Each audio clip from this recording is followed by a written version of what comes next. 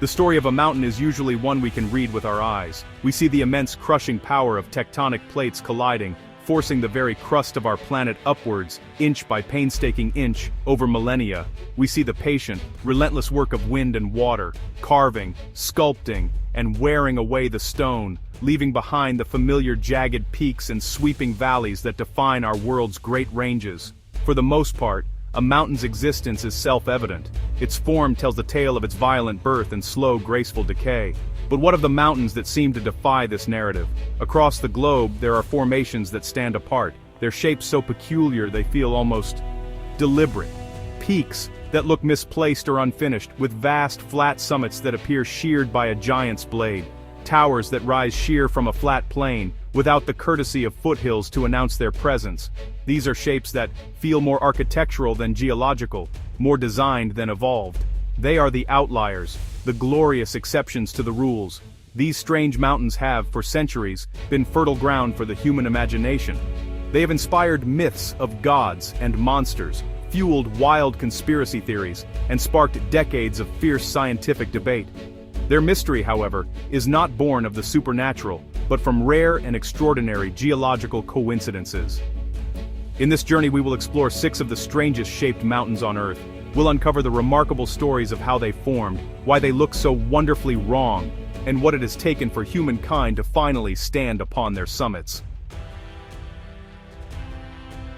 Our journey begins in the Guiana highlands of South America, where the borders of Venezuela, Brazil, and Guyana converge. Here, rising from the rolling green carpet of the Amazon rainforest, is a formation that seems less like a mountain and more like a fortress of the gods. This is Mount Roraima. It doesn't slope gently towards the heavens. Instead, its sides are sheer vertical cliffs, rising over 400 meters straight up from the jungle floor. It's a vast, flat-topped plateau, a table mountain or tepui, whose summit stretches for over 30 square kilometers. It looks for all the world like a piece of a higher, older world left behind, and in a way, it is. The rock that comprises Roraima is among the most ancient on our planet. This sandstone was formed nearly 2 billion years ago, when the land here was a vast, shallow sea. Long before the Andes rose, long before the continents had even settled into their current forms, this rock was here. It's a remnant of the ancient supercontinent of Gondwana, a geological time capsule.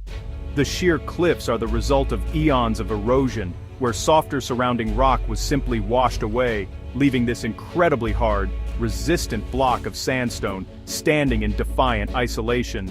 The summit of Roraima is not a single, flat expanse of stone.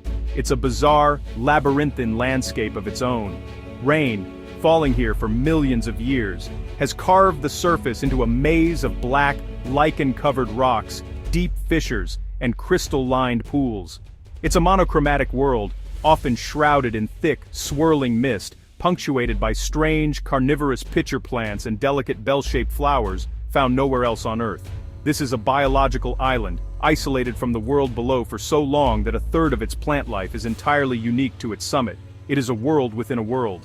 This extraordinary isolation and otherworldly appearance have long captured the human imagination. The indigenous Paimon and Kapon people, who have lived in its shadow for centuries, believe Roraima to be the stump of a mighty tree that once held all the fruits and vegetables in the world, felled by a mythical trickster. They see the constant clouds as the spirits of their ancestors and the summit as a sacred, untouchable place, the home of the creator god, Makunama. For them, it's not a rock to be conquered, but a deity to be revered. It was this very sense of a lost prehistoric world that inspired Sir Arthur Conan Doyle's 1912 novel, The Lost World. Though he never visited, the reports from early explorers of a high, inaccessible plateau teeming with unique life fired his imagination, leading him to envision a place where dinosaurs and other prehistoric creatures could have survived, hidden from the march of time. The fiction captured the profound truth of Roraima's isolation, a place where evolution took a different path. The idea of reaching this lost world became an obsession for adventurers. The first documented ascent was in 1884, by a British expedition led by Everard M. Thurn. They discovered that what appeared to be an impenetrable fortress had a single weakness, a natural ramp-like ledge that snakes its way up one of the cliff faces. This path, now known as La Rampa, is still the only non-technical way to the top. The journey is arduous, a multi-day trek through dense jungle and across rushing rivers, culminating in a steep, challenging climb up this geological staircase, often through cascading waterfalls. The experience of standing on the summit is described by many as profoundly humbling. You are not on a peak, but on a separate, floating island in the sky. The world below seems distant, a different reality altogether. The strange rock formations, sculpted by water into shapes resembling animals, faces, and abstract art, create a sense of being in a natural gallery. It's a landscape that feels alien, yet it is a fundamental part of our own planet's deep history.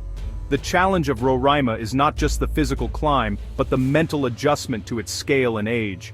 You walk upon rock that witnessed the dawn of complex life, a surface that has been exposed to the sky while civilizations rose and fell thousands of miles away.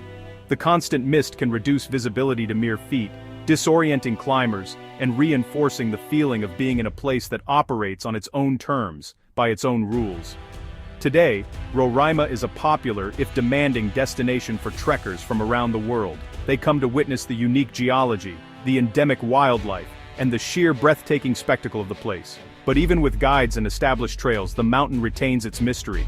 It serves as a powerful reminder that our planet still holds places that feel ancient, alien, and utterly divorced from the world we know. True lost worlds hiding in plain sight. In the vast, rolling grasslands of northeastern Wyoming, a monolith rises with such startling abruptness that it seems to have been dropped from the sky. It has no foothills, no lesser peaks to herald its arrival. The prairie simply stops, and the tower begins. This is Devil's Tower, a geological exclamation point nearly 400 meters tall. Its most striking feature is its texture. The entire structure is composed of massive, near-perfect hexagonal columns of rock, clustered together like a bundle of giant pencils. It looks less like a mountain and more like a colossal, petrified tree trunk. The origin of this extraordinary formation was a source of intense geological debate for over a century. We now understand that Devil's Tower is an igneous intrusion. Around 50 million years ago, a column of molten magma pushed its way up from deep within the Earth's crust. It never broke the surface to become a volcano. Instead, it stalled and cooled slowly while still trapped within the surrounding layers of softer sedimentary rock. This slow, uniform cooling is the key to its unique shape. As the magma cooled and solidified into a type of rock called phonolite porphyry, it began to contract. This contraction caused fractures to form, a process known as columnar jointing. Just as drying mud will crack into polygonal shapes, the cooling rock fractured into a near-perfect arrangement of 4, 5, 6, and 7-sided columns. These columns, some hundreds of feet tall and 10 feet wide, fit together with the precision of a master stonemason. The tower we see today is what remains after millions of years of erosion have stripped away the softer rock that once encased it. For the indigenous peoples of the region, including the Lakota, Cheyenne, and Kiowa, the tower holds profound spiritual significance. They have their own stories of its creation, far more ancient than the geological explanations. One of the most common tales tells of 7 young girls who were pursued by a giant bear. They scrambled atop a small rock and prayed to the Great Spirit for help. The rock began to rise, lifting them to safety. The enraged bear clawed at its sides, leaving the deep vertical grooves we see today, before giving up. The girls were then lifted into the sky, becoming the 7 stars of the Pleiades constellation. Because of these beliefs, the tower is known by many traditional names, such as Mato Tipala, meaning Bear Lodge in Lakota. It is a place for ceremony, prayer, and vision quests. Prayer bundles, small, colorful pieces of cloth tied to trees, are a common sight around the base of the tower, left as offerings and symbols of spiritual connection. This sacredness creates a complex and sometimes tense intersection with the tower's other primary human-use rock climbing. Devil's Tower is a world-renowned climbing destination. The same columnar joints that give it its unique appearance also create a paradise of vertical cracks, perfect for climbers to wedge their hands and feet into. The first recorded ascent was in 1893, not by modern climbing techniques, but by 2 local ranchers, William Rogers and Willard Ripley. Over several months, they painstakingly drove wooden pegs into a crack system, creating a 350-foot ladder to the top, a feat of incredible ingenuity and endurance. Today, thousands of climbers attempt the ascent each year, following dozens of established routes that crisscross the tower's faces. This has led to a cultural clash. Many Native American groups view climbing the tower as a profound act of desecration, akin to climbing the walls of a cathedral. It is a disruption of a sacred space where ceremonies are performed and where the divine is believed to dwell. In an effort to bridge this divide, a voluntary climbing closure was established for the month of June. This is a culturally significant time for many tribes, involving ceremonies like the sun dance. The National Park Service asks that climbers refrain from ascending the tower during this month as a sign of respect. While most climbers honor the request, not all do, and the debate over the appropriate use of this sacred and geological wonder continues. Reaching the summit, a surprisingly broad and grassy area about the size of a football field, offers a panoramic view of the vast plains stretching to the horizon. It is a strange, isolated ecosystem, home to chipmunks and snakes that have found their way up the rock. For climbers, it is the triumphant end of a demanding physical challenge. For the indigenous people, it is a sacred altar in the sky.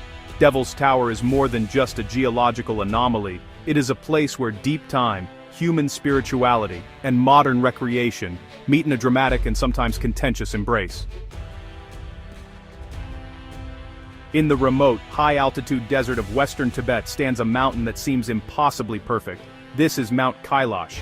It is not the tallest peak in the region, nor the most technically challenging in appearance, but it is by far the most mysterious. Kailash presents itself as a near-perfect pyramid of black rock, its four faces aligned almost exactly with the cardinal directions. A mantle of snow often sits on its summit, giving it the appearance of a divine throne, a stark and symmetrical shape in a landscape of chaotic, weathered peaks. It looks less like a product of random geological forces and more like a deliberate construction. This remarkable symmetry has made Mount Kailash the single most sacred mountain in the world. For over 1 billion people, Hindus, Buddhists, Jains, and followers of the Bon faith, Kailash is the physical embodiment of Mount Meru, the cosmic axis of the universe. In Hindu tradition, it is the heavenly abode of Lord Shiva, the destroyer of evil and sorrow, who sits in a state of perpetual meditation on its summit. For Buddhists, it is the home of the Buddha Demchok, who represents supreme bliss. For Jains, it is the site where the first of their prophets attained enlightenment. The mountain's geology, while natural, lends itself to these spiritual interpretations. Kailash is composed of sedimentary rock, part of a formation that uplifted with the collision of the Indian and Eurasian plates. Its pyramidal shape is the result of immense and symmetrical frost shattering and erosion acting on its unique rock structure. The dark rock is starkly banded with horizontal layers, which believers interpret as a giant, natural staircase leading to the heavens. The south face is famously marked by a massive vertical crevice intersected by a horizontal rock shelf, forming a shape that strongly resembles the swastika, an ancient symbol of good fortune in the region. Because of its supreme sanctity, Mount Kailash is an unclimbed mountain. To set foot on its slopes is considered a grave act of sacrilege, a disturbance of the gods who reside there. The Chinese government, which controls Tibet, officially prohibits any climbing attempts. Over the years, a few mountaineers have been granted permits, most famously the Reinhold Messner in the 1980s, but all have ultimately declined out of respect for local beliefs. The only person said to have ever reached the summit is Milarepa, a revered 11th century Tibetan mystic who, as legend tells, flew to the top. Instead of climbing it, the faithful perform a kora, or ritual circumnavigation. This is one of the most important pilgrimages on Earth. Every year, thousands of people endure the harsh, high-altitude conditions to walk the 52-kilometer path around the mountain's base. It is an arduous journey, crossing a pass nearly 5,700 meters high, but it is an act of profound devotion. Hindus and Buddhists walk the circuit clockwise, while Jains and Bonpo adherents walk counterclockwise. Completing a single kora is believed to cleanse the sins of a lifetime. Completing 108 circuits, a sacred number in these traditions, is said to guarantee enlightenment. Some of the most devout pilgrims perform the entire circuit by prostrating themselves, lying down, marking their spot, rising, and repeating the process for the entire 52 kilometers, a journey that can take weeks. It is a testament to the power of faith and the mountain's magnetic spiritual pull. Adding to its mystique, Kailash is the source of four of Asia's most vital rivers, from the glaciers and lakes surrounding the peak spring, the Indus, the Sutlej, the Brahmaputra, and the Karnali, a major tributary of the Ganges. These rivers flow in four different directions, sustaining the lives of hundreds of millions of people downstream. For believers, this is no coincidence. It is proof that Kailash is the navel of the world, the life-giving center from which the world is nourished. The area around Kailash is dotted with other sacred sites, including two vast lakes at its base, the holy freshwater lake Manasarovar, the lake of consciousness, and the demonic saltwater lake Rakshastal, the lake of the demon. Pilgrims perform a ritual bath in Manasarovar's purifying waters as part of their Kora. The duality of these two lakes, one light and round like the sun, the other dark and crescent-shaped like the moon, adds another layer of powerful symbolism to this extraordinary landscape. Mount Kailash remains a tantalizing enigma. Its perfect shape, its unclimbed status, and the intense devotion it inspires set it apart from any other mountain on Earth. It is a place where geology and mythology are inseparable, where the physical landscape is read as a sacred text. It challenges the Western impulse to conquer and summit, teaching instead a lesson of reverence and circumambulation. It is not a prize to be won, but a presence to be honored, the true axis of the world. Our quest for strange mountains now takes us to the most remote and inhospitable continent on Earth, Antarctica. Here, on Ross Island, surrounded by a seemingly endless expanse of ice and snow, stands a mountain of fire. This is Mount Erebus, the southernmost active volcano in the world. Its existence is a staggering paradox, a gateway to the Earth's molten heart in the coldest place on the planet. Its stark white cone, rising nearly 3,800 meters from the frozen sea, is a constant beacon in the polar landscape, perpetually trailing a plume of steam and gas into the frigid air. Mount Erebus is a stratovolcano, built up layer by layer from countless eruptions over the past 1.3 million years. What makes it truly extraordinary, however, is what lies within its summit crater, one of the very few persistent convecting lava lakes on the planet. For decades, a pool of molten rock, over 1,000 degrees Celsius, has bubbled and churned here, exposed to the Antarctic sky. It is a window into the dynamic, violent processes that constantly reshape our world, operating in an environment where temperatures can plummet to 50 degrees below zero. The volcano's activity creates a landscape of surreal and beautiful contradictions. The hot gases escaping from vents and fissures near the summit meet the super-chilled polar air, and the moisture within them freezes instantly. This process forms hundreds of delicate ice towers, known as ice fumaroles. Some of these structures can grow to over 10 meters tall, like ghostly hollow chimneys. They constantly vent steam into the air, making it seem as if the very ice is breathing. It is a scene from another world, a forest of ice forged by fire. The lava lake itself is a cauldron of geological activity. It is not static, but constantly in motion, with a surface that crusts over, cracks apart, and sinks back into the molten depths. Occasionally, large gas bubbles rise from deep within the volcano's plumbing and burst at the surface, flinging molten blobs of lava, known as lava bombs, out of the crater. These bombs cool rapidly in the air, and embedded within them are large, perfectly formed anorthoclase crystals, unique to Erebus. The slopes around the summit are littered with these geological treasures.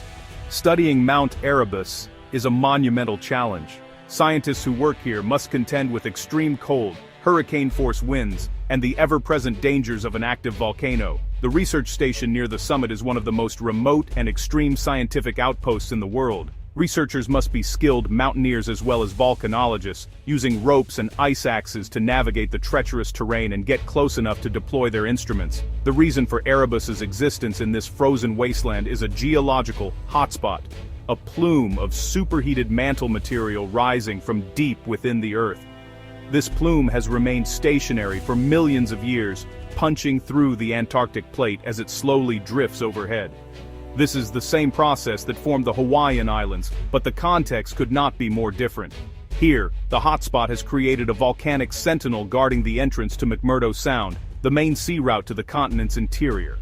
The mountain was first sighted in 1841 by the polar explorer Sir James Clark Ross, who named it, and its dormant sister volcano, Mount Terror, after his two ships, HMS Erebus and HMS Terror. For early explorers, the sight of an active volcano in this land of ice was a shocking and awe-inspiring discovery. It defied all their expectations of the polar regions and hinted at the powerful, hidden forces at play beneath the ice sheet. The persistent lava lake offers scientists a unique natural laboratory. By studying the gases it releases and the composition of its lava, they can gain invaluable insights into the processes that occur deep within the Earth's mantle. The volcano acts as a natural probe, bringing samples and data from a region that is otherwise completely inaccessible. The crystals found in the lava bombs, for instance, tell a detailed story of the magma's journey to the surface. Mount Erebus is a monument to the planet's extremes. It is a place where the elemental forces of fire and ice are locked in a constant, spectacular battle. Its steaming ice towers, its glowing heart of molten rock, and its crystal-strewn slopes make it one of the most alien and mesmerizing landscapes on Earth. It stands as a powerful testament to the fact that even in the most frigid, seemingly static environments, our planet is vibrantly and violently alive. In the heart of southern Patagonia, on the border between Argentina and Chile, lies a mountain that embodies the word jagged. This is Mount Fitzroy. It is not a single peak, but a chaotic cluster of granite spires that claw at the sky like a set of gigantic stone teeth. The central spire, the highest point, scrapes the sky at just over 3,400 meters. While not exceptionally high by Himalayan standards, Fitzroy and its satellite towers present a challenge of sheer verticality and technical difficulty that makes them one of the most coveted and feared prizes in all of mountaineering. The shape of Fitzroy is utterly dramatic. Unlike the rounded, eroded forms of older mountains, this range looks raw, sharp, and unfinished. The spires are near vertical monoliths of pale granite, rising abruptly from the glaciers below. There are no easy routes, no gentle slopes. Every aspect of the mountain is a sheer wall of rock and ice, constantly battered by some of the most ferocious weather on the planet.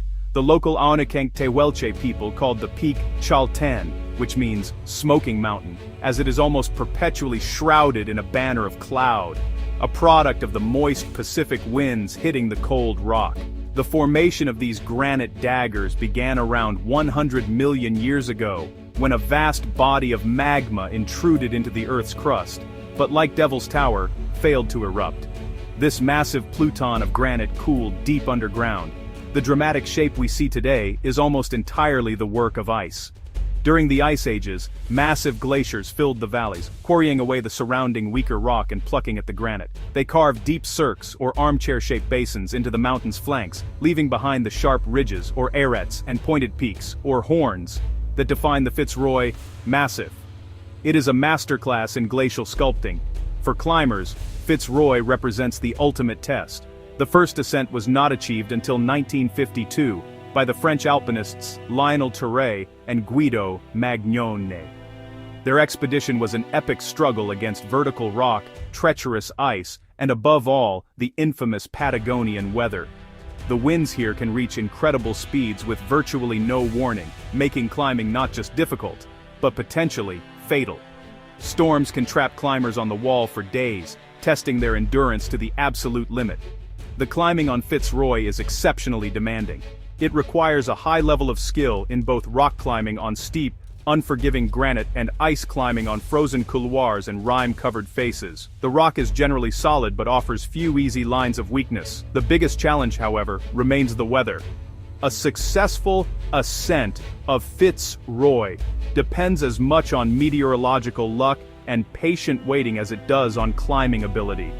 Teams can spend weeks, even months, camped in the nearby village of El Chaltén, waiting for a brief weather window of stable conditions to make a rapid dash for the summit. This combination of factors means that on any given year, more people will summit Mount Everest than the much lower Fitzroy. The commitment required is immense. One of the most legendary feats in the mountain's history was the first traverse of the entire Fitzroy Massif, climbing up and down each of the 7 major peaks in a single push. This was accomplished in 2014 by American climbers Tommy Caldwell and Alex Honnold, a 5-day ordeal that is considered one of the greatest achievements in the history of alpinism. The sheer aesthetic appeal of the Fitzroy Range is undeniable. At sunrise, the granite spires can catch the first light, glowing a fiery orange and red against the still dark sky, a truly unforgettable spectacle.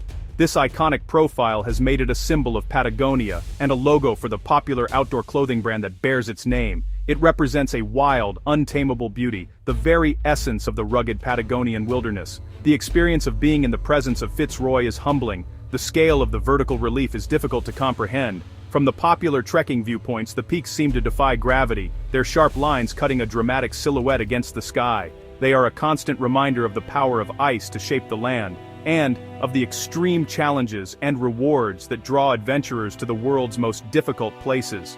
Fitzroy and its neighboring towers, like Cerro Torre, are not just mountains, they are vertical playgrounds and battlegrounds. They are alaical sculptures of the highest order, shaped by the patient, brutal force of glaciers. They demand respect, patience, and an acceptance that nature is ultimately in control. For those who witness them, whether from a distant trail or from a precarious hold high on their granite faces, they are an unforgettable vision of the earth, at its most dramatic and untamed. Our final destination is a mountain that blurs the line between natural wonder and human creation so completely that it is impossible to separate them. On the coast of Normandy, France, where the Quénon River meets the English Channel, a solitary granite cone rises dramatically from the tidal flats. This is Mont Saint-Michel. The mountain itself is modest, a geological outcrop just 92 meters high, but its setting and the architectural marvel that crowns it make it one of the most recognizable and strangely shaped landmarks in the world. The mount is a tidal island. At low tide, it is surrounded by vast, shimmering mudflats connected to the mainland by a causeway. But as the tide rushes in, one of the fastest and most powerful in Europe, the landscape is transformed. The sea engulfs the flats, and the mount becomes a true island, its Abbey spires reflected in the water, seemingly afloat. This daily transformation is central to its mystique, a rhythm of isolation and connection dictated by the moon. The geological heart of Mont Saint-Michel is a Lucca granite outcrop, a resilient stump of molten rock that solidified millions of years ago. It is the hard remnant of a larger landmass, the surrounding softer rocks and soils having been eroded away by the relentless action of the sea and the river. This hardy granite core provided the perfect, defensible foundation for what was to come. Its abrupt rise from an otherwise perfectly flat landscape made it a natural fortress and a beacon. The human story here begins, according to legend, in the year 708. The bishop of Avranches, Saint Aubert, was visited in a dream by the archangel Michael, who instructed him to build a church on the rocky outcrop. After ignoring the vision twice, the archangel impatiently poked a hole in the bishop's skull with his finger to make his point. Aubert complied, and a small oratory was built. This was the beginning of a millennium of construction, a feat of architectural and engineering genius. Over the centuries, the original chapel grew into a vast, Benedictine abbey, a masterpiece of medieval architecture. The builders faced an incredible challenge: how to construct a massive stone monastery on the tapering conical peak of a small granite mountain. Their solution was to build in layers, using the mountain itself as the core. They constructed massive crypts and retaining walls to create a level platform on which the Abbey church could stand, its soaring Gothic spires crowning the peak. The result is a structure that seems to grow organically from the rock. The Abbey, the monastery, and the small village that clings to the slopes below form a vertical, spiraling community. The layout is a feudal pyramid made manifest, God and the Abbey at the top, then the great halls for nobles, then stores and housing for soldiers and merchants, and finally, at the very bottom, outside the walls, the homes of fishermen and farmers. It is a microcosm of medieval society, built in stone. Navigating the mount is a journey upward, through winding, narrow streets, past ancient stone houses, and up grand staircases towards the abbey at the summit, known as La Merveille, or the Marvel. The views from the top are breathtaking, a 360-degree panorama of the bay and the shifting tides. The sheer audacity of its construction, undertaken with medieval tools and a profound sense of faith, is difficult to overstate. For centuries, Mont Saint-Michel was one of Europe's most important pilgrimage destinations, a rival to Santiago de Compostela. Pilgrims, known as Michelots, would bravely cross the treacherous tidal flats, risking quicksand and the notoriously fast-rising tide to reach the sacred island. It was also a formidable fortress, withstanding numerous sieges during the Hundred Years' War, and later served as a notorious prison after the French Revolution, its isolation making it the perfect Bastille of the seas. Today, connected by a modern bridge designed to minimize environmental impact, Mont Saint-Michel is one of France's most visited tourist sites. It remains a place of profound wonder. It is a mountain whose shape has been defined not just by geological time and erosion, but by human ambition, faith, and artistry. It is the ultimate fusion of nature's strange architecture and our own, a granite peak and a Gothic spire reaching for the heavens as one. From the lost world of Roraima to the tidal Abbey of Mont Saint-Michel, we have journeyed to the architectural outliers of the natural world. These are not mountains that conform to our simple narratives of geology. They are the products of rare and magnificent coincidences, of magma cooling in just the right way, of erosion carving with impossible precision, of fire meeting ice at the bottom of the world. They are the planet's masterworks of strange design, shapes that seem too deliberate to be accidental, too perfect to be natural. These peaks do more than just challenge our understanding of how a mountain should look. They challenge our sense of place in the world. They have become the focal points of our deepest spiritual beliefs, the canvases for our myths and legends, and the ultimate tests of our courage and ingenuity. They are places where the physical world and the world of the imagination become one. Whether an unclimbed sacred pyramid or a spire of granite conquered against all odds, they command our attention and our respect. The earth is a patient and endlessly creative sculptor.